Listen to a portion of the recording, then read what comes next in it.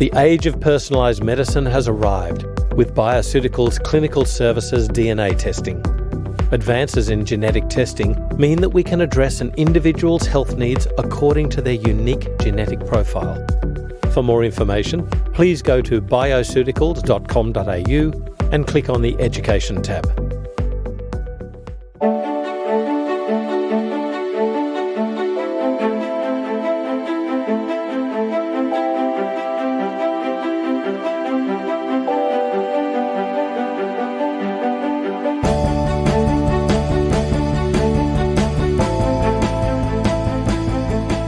This is FX Medicine. I'm Andrew Whitfield Cook. Joining us on the line again today is Dr Denise Furness, a molecular geneticist and nutritionist with over 16 years' experience, who conducted her PhD in nutritional genomics and genomic health at CSIRO Human Nutrition under the mentorship of the famed Professor Michael Fennick. She's been involved in genetics and nutrition health research for over 13 years and was principal investigator in predicting adverse pregnancy study at the Women's and Children's Hospital Adelaide, and was involved in the SCOPE studies. You can find out more about them at scopestudy.net. Her interests include the diagnosis and treatment of underlying triggers such as detoxification, inflammation, oxidative stress, and methylation. Denise works closely with integrative practitioners in order to apply this knowledge and address the possible underlying issues associated with various health concerns, including fertility, gastrointestinal disorders, and mental health. Warmly, I welcome you back to FX Medicine. How are you, Denise? I'm well, thank you. Thank you for that lovely introduction. Well, I've got to say, you've earned it. I don't know how you stop. You just go, go, go. Yeah, it feels like a long time ago that I was, writing grants and running those studies back in the hospital days. I've sort of been in the clinical practice world now for about 5 years, but it's nice to have you mention it because that's where it all began. Do you still keep in contact with those other investigators and find out what's transpired since those studies finished? Or indeed, Absolutely. Is the SCOPE finished? Or? So, SCOPE was a huge study that was a sort of a global effort with people in Manchester and Ireland and New Zealand. A lot of that has been written up. The PAPO study was a small study. That was mine. I ran that in my postdoc.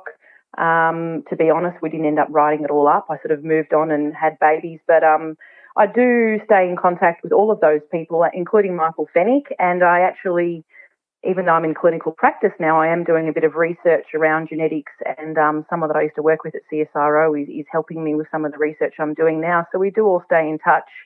And interestingly, I was just over in New York last week at the Integrative Healthcare Symposium, and it was amazing to see Jeffrey Bland get up and present research that was done around about 15 years ago at CSIRO that I was, not my research around pregnancy and fertility, but it was Alzheimer's research. It was actually Phil Thomas and Michael Fennick, but I was there with them while Phil was doing his PhD. We're in the same lab together, and it really was the same work I was doing, DNA damage and nutrigenomics, methylation, but in relation to Alzheimer's, not pregnancy. And he was saying that this is crucial, the way of the future. And that was so exciting. I ran up to Jeffrey and said, guess what? That's the lab I worked in. I worked with those people. And I said, and I have left research and I'm doing it in the clinic. And he was so excited because, he and others were sort of saying this is the way of the future, genetics, epigenetics. Oh, for sure. Preventative medicine. And really that's why I left research and moved into this more clinical role, because I do believe we really can help people when we are addressing these underlying factors. Oh, yeah. When you get, in the past there was pharmaceutical companies, I remember one in particular that got dragged across the coals for using research in India. So they used women from India and smothered, if you like, the important point that they have a different response to hormonal interventions. So they were dragged across the coals because the results look glowing, but they may not glow so much in other cultures. So this whole thing about personalised medicine really does come down to our genes. Exactly. So you've got your pharmacogenomics that do play a huge role in the way that people can metabolise different medications and pharmaceuticals. And then we've got the nutrigenomics, which is obviously where I come into it doing a lot of genetic testing in relation to how well people may metabolize nutrients or how sensitive they are to particular toxins or, for example, today, I think the topic is really we want to talk about hormones and fertility. We know that genetic variations can play a role in how well someone will produce estrogens or break them down and how well they can actually eliminate them from the body. Let's talk about that. The topic is our genes affect our sex hormones. Why are we seeing so many sex hormone metabolism issues, so much more than before? Polycystic ovarian syndrome was a rare thing in my day, despite the fact that it may be better reported now, and there was a lot of effort into bringing it into the limelight. What other factors are involved in sex hormone metabolism issues? Well, firstly, I'll say that it's not our genetics that are driving this because our genes really haven't changed in that short amount of time, but what has changed is our environment. So, we are exposed to all these things called xenoestrogens. They're found in plastics and, and particularly people that are heating plastic in the microwave, please don't, because these chemicals can leach into your food. And when we say xenoestrogens, these are things that act like estrogen in the body. They can bind to the estrogen receptors and cause these estrogen-like effects. So the chemicals in the environment play a role. Our food plays a role. I mean, we think about farming and agriculture. A lot of animals are given hormones. We then ingest these meats, particularly, younger children are more sensitive to some of these chemicals and possibly hormones in the food chain. For those that this is a new area, you can even get onto books such as One Bite at a Time. Some of you may know Tabitha McIntosh. Yes. The other author, Sarah Lance. So there's a lot of information that is becoming available now that we can learn about these things in our environment. And I do think the environment is the biggest factor in this. But also when we're thinking about these hormone-related disorders, particularly around estrogens, we know that fat mass is directly correlated with the amount of estrogen. So when we think about girls that are going through puberty or when the onset of menstruation it's due to the amount of estrogen, and that occurs when these females or younger girls have enough fat really on their body. That triggers the body to say, all right, well, we're going to produce more estrogen, and that's going to result in stimulating the growth of reproductive organs, breast tissue, etc. And a lot of younger girls now are a lot heavier. They do have an increased fat mass, and that's going to increase the estrogen circulating in their bodies and then bringing on the menstrual cycle earlier. And we know a lot of these hormone-related disorders are associated with exposure. So an increased exposure to hormones, an increased exposure to estrogens and estrogen metabolites. So if someone is menstruating earlier, then obviously that's going to increase. And because of the hormones, that's going to increase the exposure to the hormones.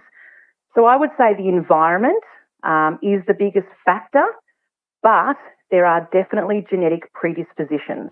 Right. So some of us will be able to tolerate a higher amount of estrogen. We'll convert it into the metabolites at a faster rate, and also then we'll metabolize it perhaps down a safer pathway, the 2-hydroxy metabolism, and then we can get rid of that through methylation, which is, with the COMT enzyme, or glucuronidation or sulfation, or even the conjugation of glutathione. So when you're thinking about hormones, you really want to think about detoxification. It's similar phase 1 and phase 2 pathways that help us excrete these hormones from the body. And indeed, when you're talking about women being heavier, I should say girls being heavier nowadays, and so there's a greater likelihood that they're overweight. And we've got to be really careful here with body image and the whole anorexia issue and all of this thing, and what do you call it, body shaming, that sort of thing. However, facts are facts. We are all. And I'm not saying girls should be skinnier. You're exactly right, but we need to be realistic. Facts are facts, and a lot of us are heavier than we should be. We want a healthy weight, yes. That's right, with healthy activity. But it's really interesting when you look at the reasons for that increased weight. That's, very largely diet, and certainly there's activity there as well. But when you're talking about the dietary components, what can you eat that would decrease the recirculation of estrogen metabolites? Fibre. Well, they're Yes, not eating that because absolutely. they're eating fats and carbs, and they're not eating the fibre. So it's really interesting how there's a self-propagation almost of the, fat begets fat concept. And I mentioned, I guess, that direct association with the possibility of hormones coming through the food chain. But as you mentioned, there's fibre, but also eating real food, eating Oh, yeah. plenty of, cruciferous vegetables. We know that can help with, estrogen metabolism and the metabolism of toxins in the body. But also just having a good, healthy, balanced diet with real food is going to support that gut microbiota. And the healthier your gut is, the better you are at dealing with hormones, because we know that dysbiosis can also affect hormones Yes. being, recirculated back into the system. So it really comes down to a lot of those basics of, like you said, exercise is important for maintaining weight, but also breaking down other sort of stress hormones and things that links in with COMT. So there is a bit of a direct relationship between breaking down catechol-estrogens and catecholamines. Exercise can help stimulate that. Also, sleep and things like that. So getting back to the basics can improve people's hormonal balance, which then will obviously help with, hormonal related disorders. So it's really interesting you say that, because how often do we bang on about getting rid of the bright screens at night and having a restful sleep, getting enough hours of sleep? And we're talking about, the coming into the teenage years here, the formative age, for body type, if not coping mechanisms and stress. But you also have things like family relationships. I was very interested to learn. There was a really interesting story with regards to, psychosocial stressors from family breakdown affecting early menarche, early menstruation. Really? That's Yeah. fascinating. Fascinating. So when you think about stress, sleep, diet, exercise, ring a bell for every sort of condition known to man? Absolutely, and I'm glad you brought that up, because the social and stress, interactions are also something that comes into play here. And people might be listening thinking, well, why do we care about genetics with everything they've just said? And yes, that could make sense if someone comes in, if you're a practitioner listening to this, and someone does come in and they do have serious problems with their sleep. They're not sleeping well. They are overweight. They're not eating well. You definitely want to go there first. You're probably not going to jump into genetic testing. But often the patients, nearly all the patients I see, have already started working at these things. They have already made changes to their diet. Many of them may be gluten or dairy free. They know that impacts with inflammation, or they might have food sensitivities. And they've tried to get a lot of this or these steps in order. And the genetics is something that you'd come to when people have made changes, but perhaps they're not getting the results that they were expecting, or they're still having hormonal problems. You then may want to dig a little deeper and say, well, why do you have, let's just say they've measured their estrogen metabolites and they've got high levels of 4-hydroxy, which we know that's the one that can really cause quinones. Quinones, DNA damage, possibly even cancer. So someone might come to you and say, well, I've made these changes, but I still have, I guess if you put in, italics, estrogen dominance, or I've got high estrogen, or I've got issues with metabolites. You then may want to say, well, let's dig a little deeper and find out why. Do we need to start doing some functional testing or some genetics to understand what's going on in your body? And the other thing with genetics too is often people are confused with why these things are happening to them, and it allows you to be able to explain things. Well, this is your predisposition or your risk, and then you then go from there and say, well, what can we do about that? And you can focus on, well, is it likely to be, say, phase 1, or is it phase 2? Is it oxidative stress? Things like that. So let's talk about which hormones are affected by which genes, because this sort of ties into what you would do on a clinical level, what you just mentioned with regards to detoxification phase 1, phase 2, and what genes affect those processes. Can we go through a few of the I'd love to. genetic impacts? Of course I would. That's the thing I want to talk about the most. All right, so the obvious one's SIPE. There must be a myriad of genes. I know of a couple with regards to medications.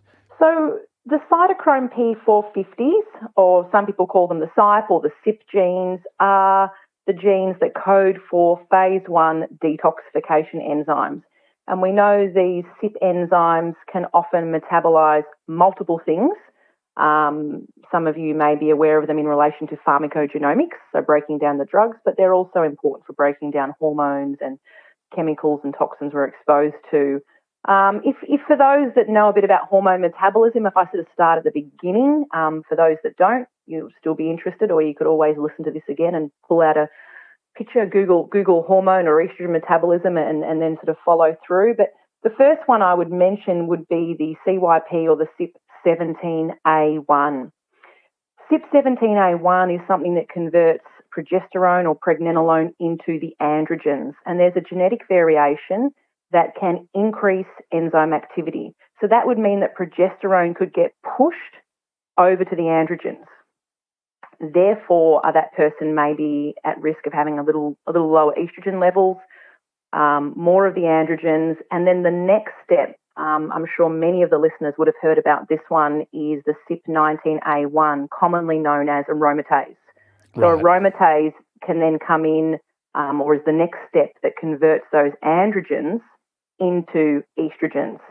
And again, there's a genetic variations that we can test for, but there's also a lot of lifestyle factors that influence aromatase, and that's why we hear a lot about it. So visceral adiposity, so those that have got an increased belly fat. We know now that fat isn't just a storage molecule of energy, or a storage, not really a molecule, but a storage, organ or storage tissue. Now we really think of it like an endocrine organ or endocrine tissue, because it does have the ability to produce hormones such as estrogen, but also inflammatory compounds. So, cytokines that stimulate the immune system and can lead to chronic inflammation. So for those that have extra fat mass, or even those that are drinking alcohol can upregulate or switch on aromatase. So for guys that don't want their testosterone being converted to estrogen a little quicker, maybe lay off the alcohol. Plus there's a genetic variation, as I mentioned. So there are a couple of steps in sort of producing estrogen in the pathway. And then we have some more cytochrome P450s. There's CYP1A1, CYP1B1, and others that are involved in converting the estrogen, so the estradiol, your E1, your E2, down into those estrogen metabolites, that first sort of step in breaking down the estrogens. And we can have either the 2-hydroxy, which is thought to be the safest. Some call it the beneficial estrogen, but reality is it's still a metabolite that can be a bit reactive. So I do say to people it's still an active metabolite that needs to be broken down, though it is a safer option than the 4-hydroxy or the 16-hydroxy. So the 4-hydroxy estrogen comes from the conversion using cytochrome P450 1B1. Now, there's a lot of research around 1B1, and we know that the genetic variation that increases activity can make people more susceptible to having more of those 4-hydroxy metabolites in comparison to the 2-hydroxy, which comes from CYP1A1. CYP1B1, CYP1A1, both of these are actually involved in not just hormone metabolism, but also breaking down or metabolizing what are known as PAHs, or polycyclic aromatic hydrocarbons. These are things found in combustion fuels.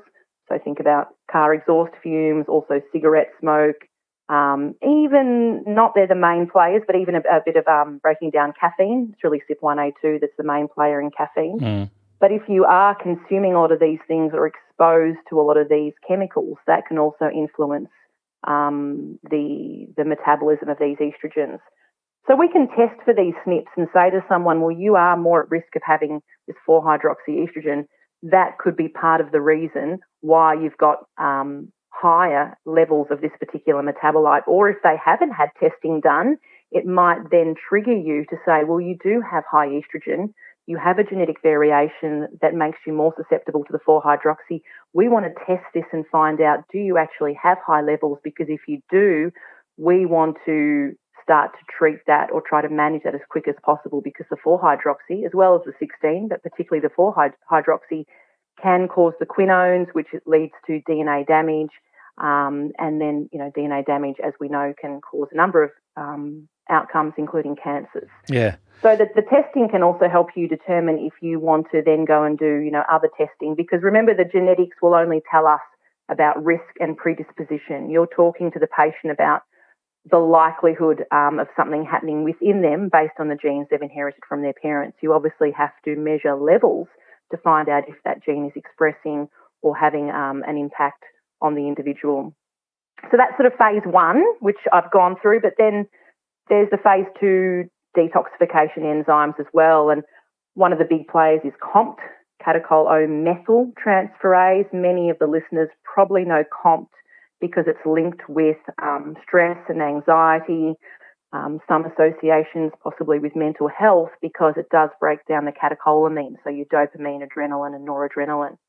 But it also breaks down catechol estrogens. And when I just mentioned these estrogen metabolites, the 2-hydroxy, the 4-hydroxy and the 16-hydroxy, they are actually catechol estrogens. So it's that same enzyme that breaks those down. And we know there's a genetic variation that significantly impacts on how well COMT can function. So some people will be slower or that they're not as efficient at breaking down these metabolites. And in addition to having a genetic variation, we know that nutrition plays a big role here too, because the cofactor is magnesium, and being a methyltransferase, you obviously need to have plenty of your folate and B vitamins to make those methyl groups. So you can talk to people there about, nutrition and their ability or likelihood of breaking down these things at a faster or slower rate. And then you've got genetic variations in our glutathione transferases, which is also another important mechanism for breaking down or safely excreting hormones and other chemicals. So there's the GST-P1, which is particularly relevant when we think about hormones. So glutathione transferase P1. For the listeners, I remember P1 as peripheral because most of your phase 2 and your glutathione transferase enzymes are in the liver. So you've got your GST1, M1, there's a whole family of them. But the P1 is what's found predominantly in other tissues like breast.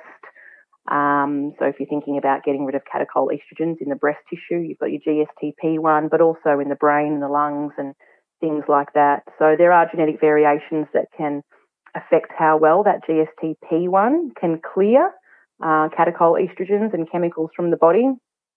And there's one more I probably want to mention that listeners may or may not have heard of, and that's the NQO1 or quinone reductase. And the reason I want to mention that one is because if someone does have high estrogen metabolites and are producing quinones or are likely to be producing these quinones that are quite dangerous, it's the quinone reductase along with the glutathione transferases that help neutralise, or break down those quinones so they can't go and cause cellular damage and DNA damage. And the genetic variation within NQO1 actually has a huge impact on how well that enzyme can work. So depending on the research papers you read, some will say that there is actually no activity at all if you inherit the homozygous, so meaning 2 variants. So therefore high risk? Hugely high risk. Yeah. So these people don't have the ability or the same ability as someone that has a fully functioning NQO1. Now that doesn't mean they can't break down quinones at all. There are other pathways and mechanisms in the body, but the NQO1 does play a big role. So these people that have inherited the normal or sort of so-called normal genotype definitely have a better ability to get rid of those quinones, reduce oxidative stress, and help with that. And NQO1, interestingly too, is what regenerates CoQ10 into the active form, as well as vitamin E. So it acts as a phase 2 detox enzyme with quinones. Even benzoquinones, people are more sensitive to benzene if they've got the genetic variation, but it also acts as an antioxidant by helping to regenerate our antioxidants once they become oxidized. So that's a really interesting one that I love looking at with the patients as well. That's really interesting you say that about the CoQ10 and the benzenes, because that's a metabolic pathway from tyrosine. You're about to teach me something. Well, I actually found this when I was looking at the actions of statins and why would some people get myositis and others not.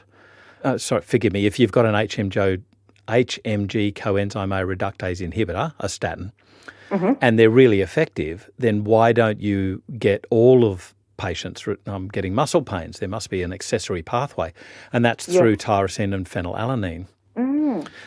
You make CoQ10 through tyrosine and phenylalanine. So I think phenylalanine, tyrosine, L-dopa, dopamine. I'm thinking that way. Which way is the CoQ10 coming from? That's the way. That is. Okay. Yeah. It's an accessory pathway, and along that pathway is the benzoates.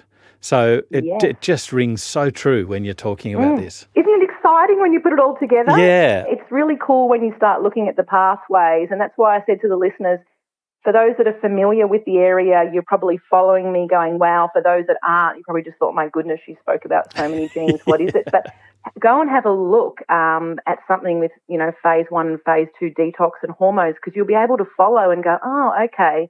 And also, and then when you start to think about, well, what is the area for that patient? Is it phase 1? Do we want to do something to support that? Or is it phase 2? Or is it oxidative stress?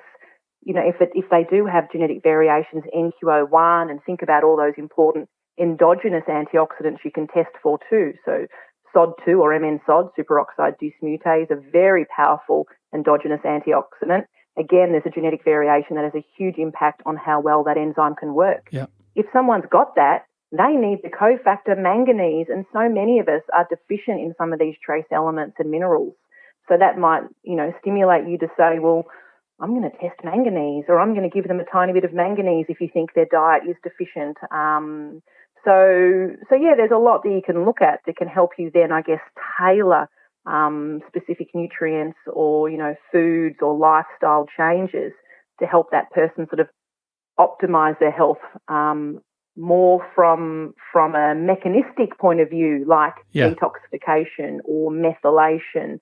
Or managing inflammation and then working their way up for them to get well, rather than sort of coming from the top down and saying, well, I might just give you this hormone. Of course, some people will need hormones. I'm not saying don't do that, but addressing some of these issues can really help people get to those underlying causes and start to balance these things. The big thing for me, though, was you can try and learn a pathway or, muscles, the nerves, the 12 cranial nerves by mnemonics, and you can learn these things by rote. I get that. And they'll last in your memory a certain period of time, and then they'll fade if you don't use them. But the real trick for me was having a meaning for a patient.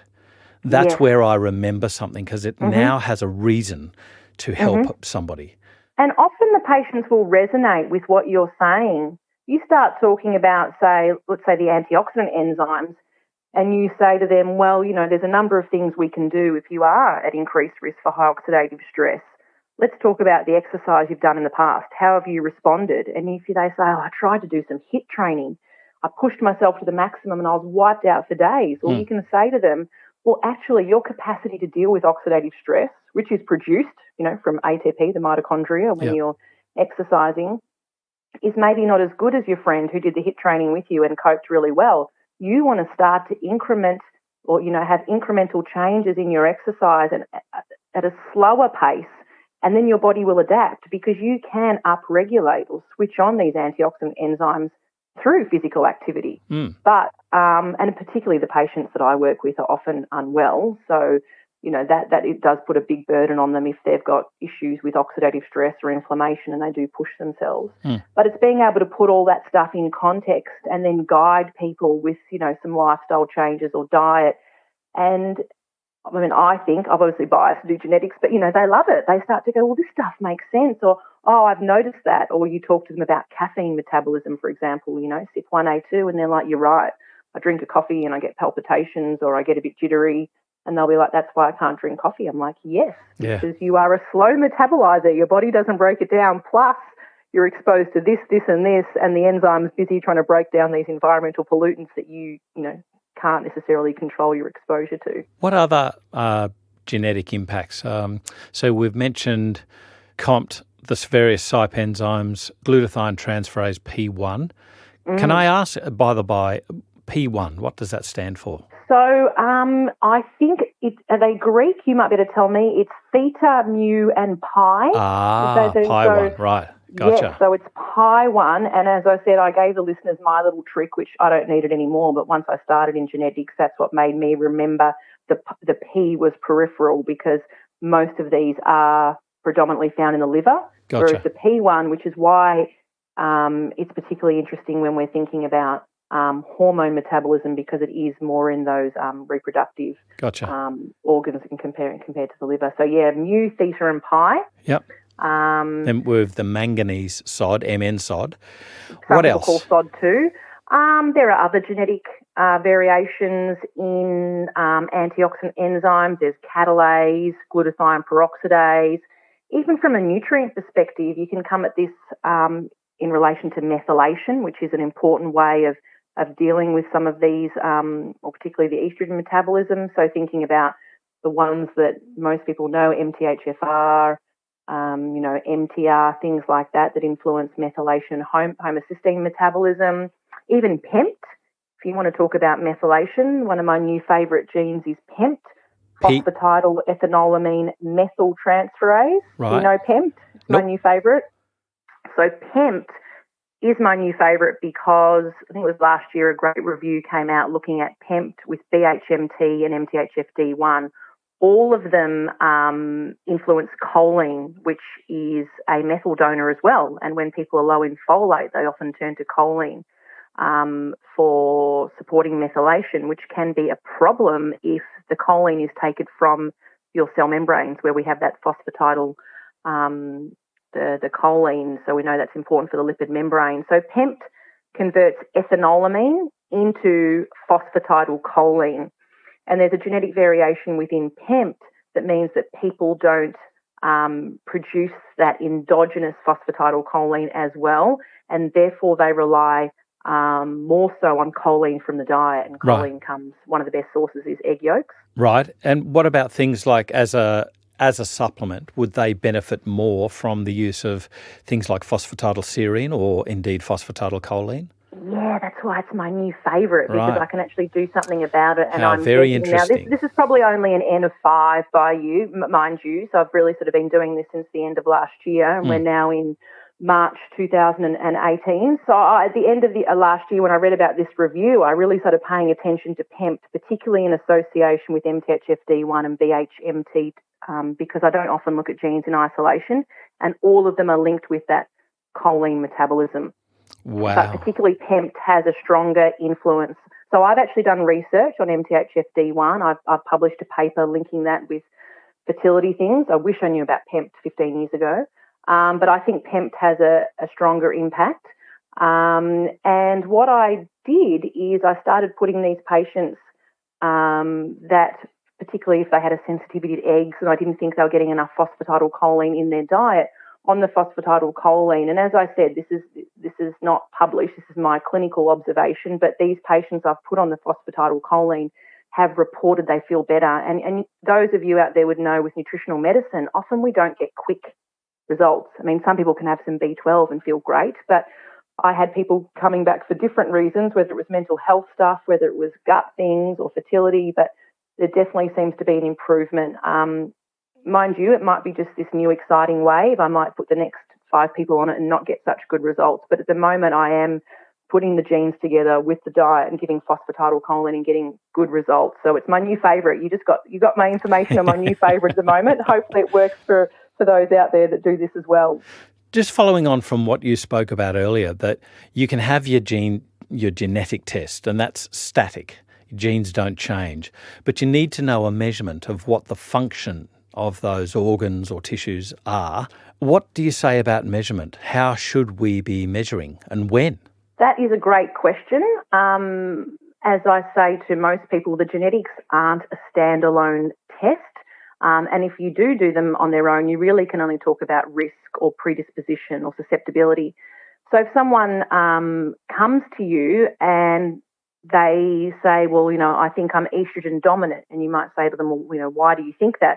They might have already done testing, but if they haven't, you actually want to test. And if you want to talk about why they might be estrogen dominant, or you want to get to underlying factors that we've already discussed, you'll do the genetics. But you would actually want to be looking at hormone levels, or, if you think there is some kind of inflammatory thing going on or oxidative stress, because these are the drivers of things like PCOS or endometriosis or fertility issues, then you would want to look for these things.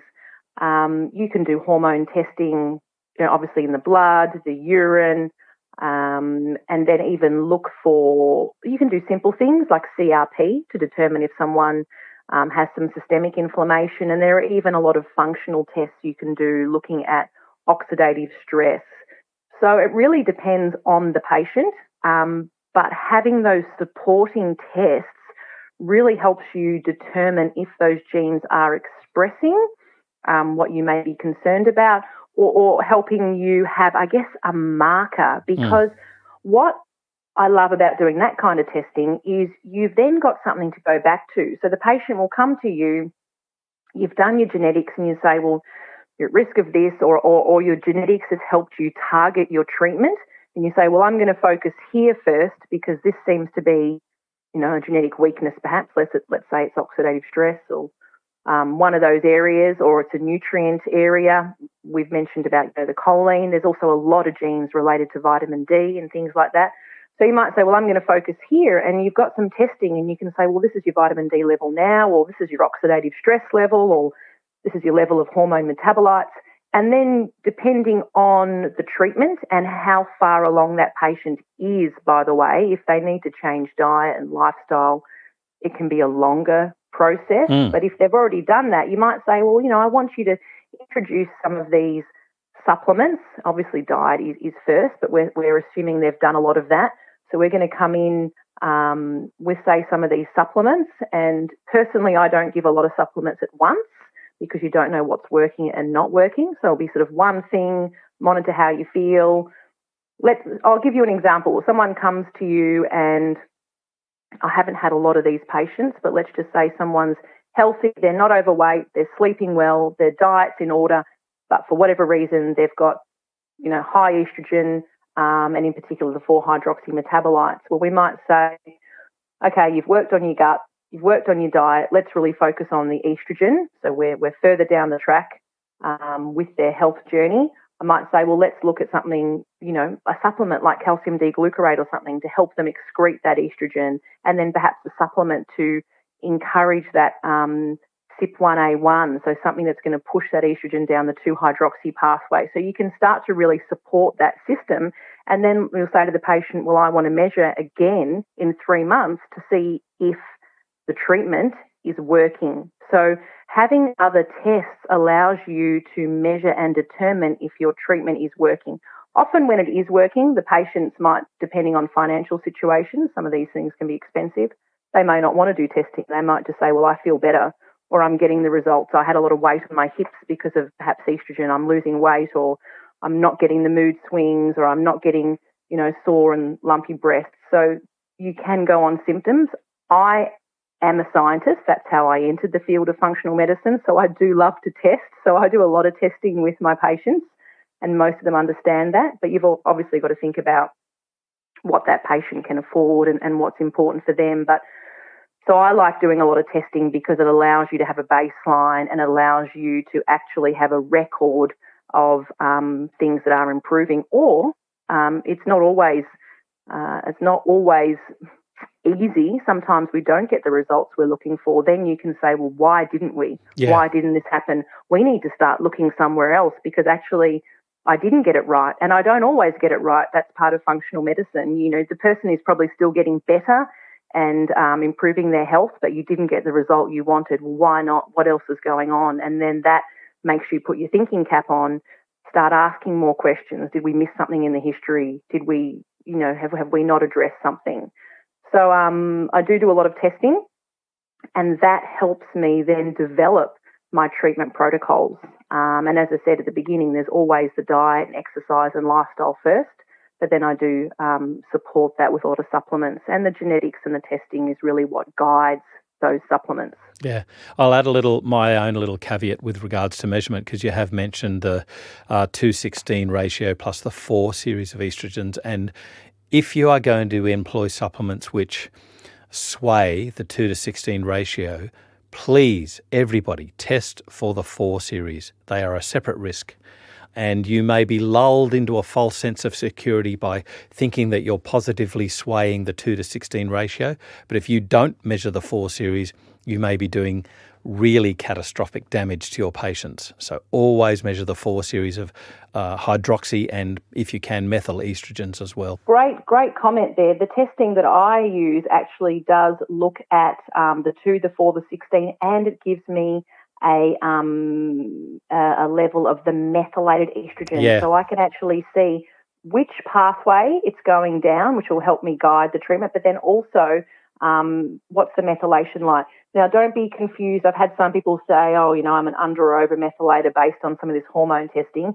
This is specific for the catechol estrogens. It doesn't refer to methylation as a whole in the body. No. But if it is low, you do need to speak to them about, all right, what's the folate intake like? What's the B vitamin? Is there some sort of toxic load or stress that's, pulling on that methylation pathway? So that's really important. And I'm not sure if there's time, but I think you and I, when we initially mentioned having this topic or this discussion, you told me about some research around DIM and I3C, and I have to admit I didn't read those papers you sent me, but you mentioned some really important information about that, because I do sometimes use these supplements. Do we have time to share that? Well, look, my issue is with I3C is around stability of supplements. That's been shown to be an issue. People tend to try and say that there's something as well, added into it to ensure stability without any proof of that. But from once you take it in your body, you've then got to look at condensation products. And there is research to show that I3C has effects on certain drug metabolism enzymes, so 3A4 in particular. So if somebody's taking a concomitant medication, let's say the OCP, and that you have a pregnancy, where do you sit ethically or medically and medico-legally with that? So it's more to do with induction and control, but I stress the big thing is measurement. If you can prove that you're swaying the 2:16 in a favourable thing as well as the 4 series, then go along with whatever you're doing with my blessing. But if you can't or you don't know, then you're doing the wrong test. You may have noticed that I didn't say what I was using for the SIP 101 because I couldn't remember our conversation. I thought Andrew has some strong information on that and good research papers I haven't looked at. But I'm glad that you shared that with me. I will go back to those papers. I don't often give those supplements. I think hopefully I stressed it throughout the talk that, I think if people really are working on the gut and the nutrition and the basics, all the stuff we spoke about at the beginning of this, people will start to get well. And it's not just about their hormones. It's, it's reducing the inflammation. It's really getting them well from the ground up. But there will be times where, with certain patients, and I have had a few, they have done all these things, and then you do really need to get in there and target particular supplements. That's really interesting. I should also add there is you can also give the sulforaphane from broccoli sprout extract. But again, it's got to be a stable product which will release glucoraphanin. So it's got to be, stability is a real big issue. And the good thing with the sulforaphane is it upregulates or switches on a lot of these detoxification enzymes. Yes. Yep. Very powerful when you do get the right supplement, when that is what is needed in that patient. Denise, I love the expansive knowledge that you have and how you bring it back down to a practical level with patients. And, it's obvious that you've treated a heck of a lot of patients and seen what works, what doesn't, but also seen the natural variation of our genes and what lies within. So I thank you just from the bottom of my heart for taking us through a tiny snip of our genetic play with regards to sex hormones. Thanks so much for joining us on FX Medicine today. Thank you for your time. I hope that everyone enjoyed that as much as I did, and I hope to hear from you soon. Bye. This is FX Medicine. I'm Andrew Whitfield-Cook. The Polycystic Ovarian Syndrome Symposium will be held in Sydney on Sunday the 16th of September 2018. This ATMS special event will bring together 5 diversely qualified speakers offering new insights into diagnosis and treatment of PCOS. For more information and to book your tickets, please go to atms.com.au and click on the Events tab.